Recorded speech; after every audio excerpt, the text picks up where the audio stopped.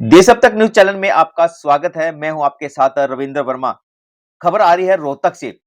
PGI MBBS स्टूडेंटों का धरना, हरियाणा सरकार का बॉन्ड पॉलिसी के विरोध में धरना प्रदर्शन लगातार 15वें दिन भी जारी रहा।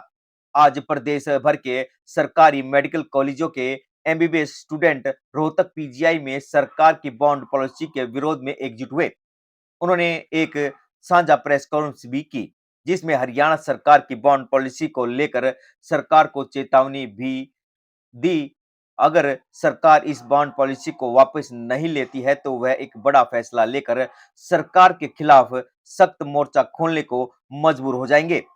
प्रेस वार्ता का सरकार को 3 दिन का समय दिया है। वहीं सरकार की बॉन्ड पॉलिसी में हुए बदलाव के बाद नोटिफिकेशन जारी किए जाने पर सवाल खड़े किए हैं। उन्होंने कहा कि नए नोटिफिकेशन में 4 बिंदु हैं, मगर इसमें कोई भी स्पष्ट सरकार ने 40 लाख के बॉन्ड और नौकरी की गारंटी के बारे में नहीं बताया है। इसमें काफी खामियां बताई गई है। आज पीजीआई रोहतक, महिला medical college Khanpur, Mewat medical college व अन्य स्टूडेंट भी धरने पर पहुंचे। वहीं डॉक्टर अंकिता गुलिया, प्रधान डॉक्टर एसोसिएशन पीजीआई रोहतक, ने बताया कि सरकार की बॉन्ड पॉलिसी है वह गलत पॉलिसी है। जाएंगे फिर ये मत बोलना कि डॉक्टर समाज के खिलाफ हैं। डॉक्टर्स आपके साथ हैं, आपके लिए रहे हैं और जो बोलने की पूरी अनुमति होगी। ठीक है, आप सारे समझ गए ना। जिसका मान लिया किसी से कोई पॉइंट मिस हो जाता है, क्योंकि हम इंसान है, भगवान नहीं है, कोई पॉइंट मिस हो सकता है, तो उस पॉइंट में आप शांतिपूर्वक अपना बस डॉक्टर साहब आप भी कर देना, फिर वो कैमरे में दिक्कत आएगी। आइडियो आप भी बुक कर देना। आप समझ गए ना, सारे रेडी हो। Good luck. हो गया क्या बताओ भाई जी। Role sir. नमस्कार साथियों, जितने मैं 21 बैच की छात्रा हूँ पीपीएस गवर्नमेंट मेडिकल कॉलेज से। मैं इस देश की, इस प्रदेश की आम जनता को ये संदेश देना चाहती हूँ कि ये सिर्फ हेल्थ सेक्टर की बात नहीं है। सरकार ने पहले कृषि का प्राइवेटाइजेशन करने की कोशिश की, जिसकी वजह से किसान आंदोलन हुआ। 1.5 साल तक किसान बैठे रहे। हम भी उन्हीं किसानों के बच्चे हैं। उसके बाद हमारी सेना को तोड़ने की कोशिश की गई, अग्निवीर जैसी पॉलिसी ले आए। उसके बाद हमने गवर्नमेंट स्कूल्स में भी ऐसी बात सुनी कि गवर्नमेंट स्कूल्स में टीचर नहीं पढ़ाते, उनका प्राइवेटाइजेशन करने की कोशिश होगी। और उसके बाद अब डॉक्टर्स का भी प्राइवेटाइजेशन करने की पूरी सरकार की मंशा है। मैं आप सबको बताना चाहती हूँ, हमारे देश में कहते हैं ना कि अपने से पहले जो अपने बच्चे के बारे में सोचे वो होती है एक माँ, लेकिन अपने से पहले जो दूसरे के बच्चे के बारे में सोच सकता है वो होता है एक डॉक्टर। प्लीज आप डॉक्टर्स को बख्श दीजिए। हम कभी मेवा नहीं खाना चाहते थे, ना कभी डॉक्टर्स ने मेवा खाया है। डॉक्टर्स ने हमेशा अपनी सेवा दी थी, अपनी सेवा दे रहे हैं और हमेशा अपनी सेवा देंगे। हम आम किसानों के बच्चे हैं। आपको पता है एमबीबीएस की पढ़ाई करने में भी कितना खर्चा होता है। 2-2, 2,500 हजार की किताबें आती हैं। अगर मेरे पापा मेरे लिए उतना अफोर्ड कर पा रहे हैं, मेरे लिए बहुत बड़ी बात है। मैं कहां से लाऊंगी 40 लाख? आपके बच्चे कहां से लाएंगे 40 लाख? हम अकेले इस लड़ाई को कब तक लड़ेंगे? हम अकेले इस सरकार से कब तक लड़ते रहेंगे? हमें आपका साथ चाहिए। हम आप ही के बच्चे हैं, हम उन्हीं किसानों के बच्चे हैं जो 1.5 साल तक वहां बॉर्डर पर बैठे रहे थे। हमें आपका साथ चाहिए। Please help us. किसान का असमर्थ बेटा, मैंने अपनी 2 साल 3 साल मेहनत की, रातें जाग के पढ़ाई की है, तब जाके मेरिट के बेस पे एमबीबीएस में दाखिला पाया। आज मेरे ऊपर 40 लाख का कर्ज डाल दिया गया है इस हरियाणा सरकार द्वारा। सबसे पहले तुम आपका ध्यान इस ओर केंद्रित करना चाहता हूँ। हमारा संवैधानिक अधिकार है कि हम धरना प्रदर्शन करें और हम 15 दिन से शांतिप्रिय ढंग से धरना प्रदर्शन कर रहे हैं। लेकिन कल हमारे कुछ साथियों को प्रशासन के द्वारा 2 घंटे बैठा के रखा गया जबरन, और उन्हें मानसिक तौर पे उत्पीड़न किया गया। उन पर दबाव डाला गया, तुम्हें स्ट्राइक कॉल ऑफ कर लो वरना तुम्हें पास नहीं होने देंगे, तुम्हारी बैक लगा देंगे, सप्ली लगा देंगे। यार, इस तरह का मानसिक दबाव उन छात्रों पे बनाया गया, हमारे साथियों पे बनाया गया, हमारे क्लास रिप्रेजेंटेटिव पे बनाया गया। मैं एक सवाल पूछना चाहता हूँ सरकार से, इस मानसिक दबाव के नीचे आके अगर वो कोई गलत कदम उठा लेते तो इसका जिम्मेवार कौन होता? इसका जिम्मेवार कौन होता? सिर्फ यही पूछना चाहता हूँ मैं सरकार से। आज जो यहाँ पर हरियाणा प्रदेश के सभी मेडिकल कॉलेजेस के स्टूडेंट्स एकत्रित हुए हैं। यहाँ पर स्टूडेंट्स PGIMS रोहतक, इसके अलावा BPS महिला medical college Khanpur Kalan, Kalpana Chawla government medical college Karnal, Shaheed Hasan Khan government medical college Nuh, इन चारों मेडिकल कॉलेजेस के छात्र यहाँ पर आज उपस्थित हुए हैं। प्रदेश सरकार ने विद्यार्थियों के भारी भरकम विरोध के बाद में 12 तारीख को एक गैजेट नोटिफिकेशन निकाला था। उस गैजेट नोटिफिकेशन के अंदर सिर्फ और सिर्फ 4 लाइनों के अंदर उन्होंने पूरी की पूरी बॉन्ड पॉलिसी को समाहित कर दिया। इसके अंदर सिर्फ 4 पॉइंट्स लिखे गए हैं। मैं पूछता हूं कौन सी पॉलिसी 4 पॉइंट्स में समझ में आती है? इस पॉलिसी के अंदर हम लोगों को कुछ बहुत सीरियस लूप होल्स और ब्लाइंड स्पॉट्स मिले हैं। उन सब में से सबसे पहली बात, इस पॉलिसी के जो ये गैजेट नोटिफिकेशन 12 तारीख को आया है, इसमें ये लिखा गया है said loan या bond shall be implemented at the end of MBBS course if the candidate does not opt to serve in government of Haryana upon selection। इस क्लोज के संबंध में हमारा पहला सवाल ये है कि आपकी गवर्नमेंट जॉब के लिए सिलेक्शन की क्या क्राइटेरिया रहेगी। दूसरा सवाल, जिस बच्चे का सिलेक्शन ही नहीं हो पाएगा उसका क्या उस पे वो बॉन्ड इंप्लीमेंटेड रहेगा या नहीं रहेगा? ये 2 सवाल हो गए। इसके अलावा इस नोटिफिकेशन के अंदर एक बात ये लिखी गई है कि जब the moratorium shall be extended in case of candidates who wish to pursue post graduation. मतलब उन्होंने कह दिया कि आप PG कर सकते हो, लेकिन आप कितने समय तक उस मोरेटोरियम को एक्सटेंड करेंगे? क्योंकि पहले अटेम्प्ट में PG में एडमिशन नहीं होता है, लोग ड्रॉप भी लेते हैं। 1 साल का भी ड्रॉप लेना पड़ता है, 2 साल का भी ड्रॉप लेना पड़ता है, कुछ घरेलू मजबूरियां भी होती है।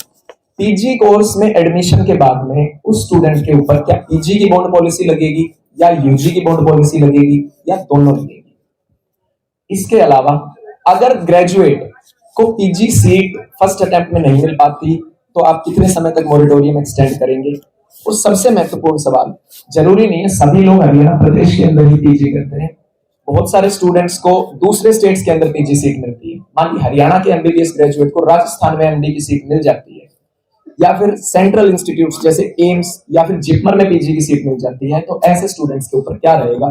किसी भी बिंदु के ऊपर कोई भी क्लैरिफिकेशन नहीं है। सिर्फ और सिर्फ 4 लाइनों के अंदर इन्होंने अपनी पूरी बात कह के पल्ला झाड़ दिया।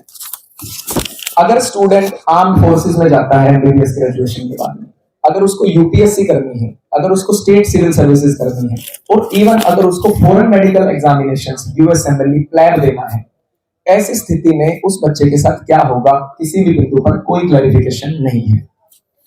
जिन बच्चों का सिलेक्शन नहीं होगा जॉब के लिए, उनके बारे में तो कुछ पता ही नहीं है कि उनके साथ क्या होगा, क्या उनके ऊपर लोन या बॉन्ड इंप्लीमेंट होगा या नहीं होगा। ये गैर जिम्मेदाराना ढंग से department of medical education and research, additional chief secretary medical education and research, माननीय स्वास्थ्य मंत्री जी की जिम्मेदारी बनती है। प्रदेश के अंदर 14 दिन से एजुकेशन चल रहा है और आप 4 लाइनों की बॉन्ड पॉलिसी निकाल के और मीडिया स्टेटमेंट दे देते हो विद्यार्थियों को राहत। इसके बाद में जो आप विद्यार्थी को जॉब देंगे वो कैसी जॉब देंगे?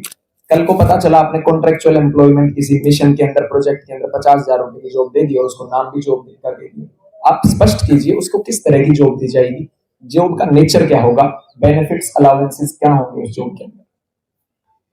इसके बाद सबसे महत्वपूर्ण सवाल, डिग्री खत्म होने के बाद में कितने समय अंतराल के अंदर आप विद्यार्थी को जॉब दे देंगे? आपके लिए वो स्टूडेंट 5 साल थोड़ी बैठा रहेगा, 2 साल थोड़ी बैठा रहेगा, या तो वो प्राइवेट करेगा या फिर वो अपनी PG उठाएगा।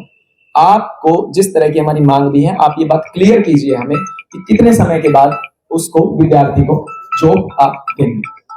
अगर कुछ ऐसे एक्सेप्शनल सर्कमस्टांसेस हो जाते हैं beyond the control of candidate, जिसमें कि वो कैंडिडेट गवर्नमेंट के साथ जॉब नहीं कर सकता, दी गई जॉब के लिए भी उसको डिनाई करना पड़ता है, तो ऐसी स्थिति में मान लीजिए कैंडिडेट के साथ कल को कोई इस तरह की इलनेस हो जाती है, कैंडिडेट के साथ कोई अप्रिय घटना हो जाती है, तो ऐसी स्थिति में क्या रहेगा? आपने इस गैजेट नोटिफिकेशन में ये तक भी नहीं लिखा कि कैंडिडेट को जॉब कितने साल तक करनी पड़ेगी। इस वजह से जो पहले पॉलिसी आई थी उसमें 7 साल का पीरियड, अभी तक हम वही अंडरस्टूड करके चल रहे हैं। और सबसे महत्वपूर्ण सवाल, ये जो गैजेट नोटिफिकेशन आप लोगों ने निकाला है, ये बेसिकली आपने 22 बैच की एडमिशन प्रक्रिया के अंदर बदलाव किया है। अभी तक जो नवंबर 2020 के अंदर पॉलिसी आई थी, उस पॉलिसी में आपने कोई चेंज नहीं किया है। तो क्या ये जो बदलाव इस गैजेट नोटिफिकेशन में है, ये सब बदलाव 2020 और 21 बैच के ऊपर एप्लीकेबल होंगे भी या नहीं होंगे, इस चीज की हमें रिटर्न एश्योरेंस चाहिए। इस वजह से आज हम director medical education and research को ये लिखित पत्र seeking clarification regarding your gadget notification, ये पत्र आज हम हरियाणा के सभी मेडिकल स्टूडेंट्स की तरफ से भेज रहे हैं और उनको हम 3 दिन का अल्टीमेटम दे रहे हैं कि इन सब बिंदुओं पे रिटर्न क्लैरिफिकेशन स्टूडेंट्स को दी जाए। 4 लाइनों में बोर्ड पॉलिसी लिख के पल्ला झाड़ने से काम नहीं चलेगा। मैं doctor Ankit Gulia, RDA president PGIMS Rohtak. जैसा कि आप सबको पता है कि हरियाणा सरकार की जो ये बॉन्ड पॉलिसी है, जो कि दुर्नीति जो सरकार ने अपनाई है, उसके खिलाफ हम यहाँ सारे छात्र सभी गवर्नमेंट कॉलेजेस ऑफ हरियाणा के आज हम यहाँ इकट्ठे हुए हैं। तो सबका यहाँ एक ही मांग है कि जो बॉन्ड पॉलिसी में जो खामियां हैं उनको आप उनमें क्लैरिफिकेशन दो, जहां हमें जो हमारी मांगे हुए दूर करो। जैसे मेन मांगे ये हैं कि भाई 7 साल का बॉन्ड है, तो 7 साल का बॉन्ड एक हम सरकारी सिस्टम में काम करने से नहीं मना कर रहे, हम लोगों की सेवा करने के लिए तैयार हैं। हमें कहीं भेज दो, दूर दराज एरिया में भेज दो, हम तैयार हैं। लेकिन 7 साल का जो बॉन्ड किया है वो हिंदुस्तान में कहीं नहीं है। मैक्सिमम हरियाणा, दिल्ली में कोई बॉन्ड नहीं है, राजस्थान में 1 साल का बॉन्ड है, यूपी में 1 साल का बॉन्ड है। उस तरह का हम पे बॉन्ड लगाया जाए 1 या 2 साल का। हम ये नहीं कह रहे कि बॉन्ड को बिल्कुल वापस लो, लेकिन जो और राज्यों में है, जो सुप्रीम कोर्ट कहता है, उसका पालन किया जाए। दूसरी बात है बॉन्ड की राशि, जो कि सरकार ने 36 लाख के आसपास रखी है। सरकार पहले कह रही थी कि हम स्टूडेंट से पैसे लेंगे, जो सक्षम है वो हमारे अकाउंट में पैसे जमा कराए, जो असक्षम है वो बैंक से लोन करा के हमारे खाते में डलवाए, जो कि सरासर गलत है। एक तो सरकार कहती है कि बेटी बचाओ बेटी पढ़ाओ, दूसरी साइड जनता से पैसे खींचने का काम करती है, जो सरासर गलत है। और इसी की वजह से आज हम इस सरकार के खिलाफ यहाँ एकजुट हुए हैं, और ये इसी सरकार की दी हुई ताकत है जो हम यहाँ लोग और आप लोगों के सामने हम यहाँ खड़े हैं।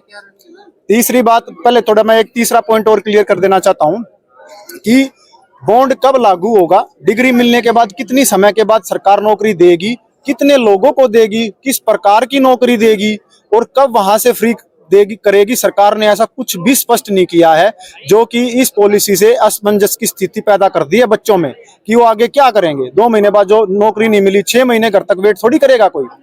आगे की रणनीति ये है कि आज आप यहाँ सबका इकट्ठा होने का ये मतलब था कि अगर पुलिस प्रशासन, हमारा एक शांति मार्च भी है, बिल्कुल शांति मार्च करेंगे। हमारे यहाँ 50 मेंबर्स की डिसिप्लिनरी कमेटी है, 2 ड्रोन्स, पूरी जो हमारी मीटिंग है उसको सारे जो ड्रोन्स हैं उनके थ्रू निगरानी हो रही है। सारे बच्चे कोर्ट में बैठे हुए हैं अपने व्हाइट कोर्ट में, कोई भी असामाजिक तत्वों की यहाँ एंट्री नहीं है। उसकी वीडियोग्राफी हमारे पास रियल टाइम वीडियोग्राफी है, और प्रशासन ने अगर बच्चों के साथ कोई भी बर्बरता करने की कोशिश की तो हम उसी थाने का घेराव करेंगे। और इस सरकार ने अगर हमारे ऊपर इल्जाम लगाने की और हमें बदनाम करने की कोशिश करी तो अगर जरूरत पड़ी तो हम कठोर से कदम उठा के, और हो सकता है कि हम अपनी सर्विसेज भी देनी बंद कर दें। जिस तरह से दीप प्रज्वलित किया है, और उसके बाद आपके समर्थन में काफी लोग भी आए, कौन-कौन आपके साथ आए दीप प्रज्वलित किया? हमारे साथ पहली बात तो पूरा रोहतक खड़ा है, पूरे हरियाणा के मेडिकल कॉलेजेस खड़े हैं, और साथ में एक फोर्डा हमारी एसोसिएशन है डॉक्टर्स की, वो खड़ी है, फाइमा खड़ी है, एम्स आरडीए खड़ी है। और हमारे साथ ये कोई राजनीतिक मंच नहीं है। हमें समर्थन दो, हम समर्थन लेने के लिए तैयार नहीं हैं, लेकिन राजनीतिक मंच नहीं है ये। अपनी बातें रखो, कोई बात नहीं, बोलने का अधिकार सबको है, लेकिन यहाँ राजनीतिक मंच नहीं है। समर्थन हमको सबका है। दीप प्रज्वलित किया है।